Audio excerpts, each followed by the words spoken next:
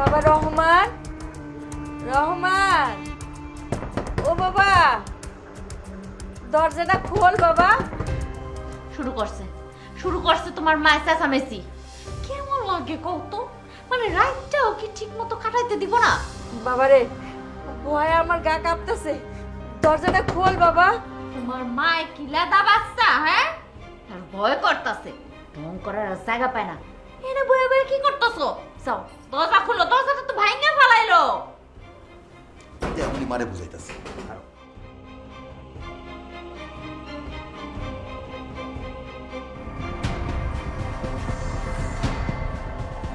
মা, তুমি কি দরজা ভাঙার জন্য এত জোরে জোরে আঘাত করতেছো?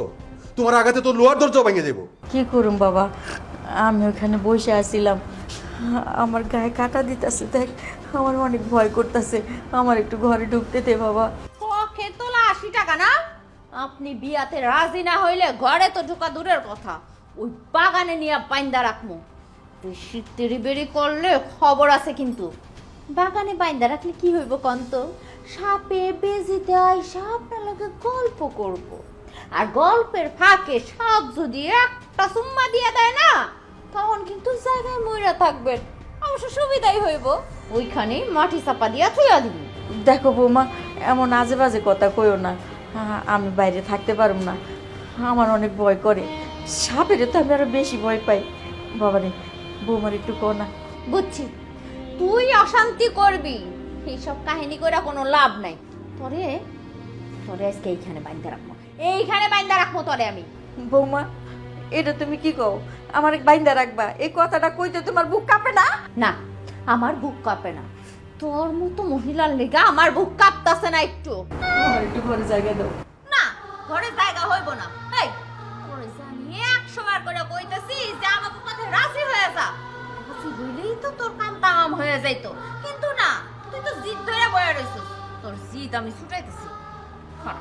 আজকে তুমি এখানেই থাকবি। এই দাঁড়া আছো কেন? রশি নিয়ে আসো, যাও।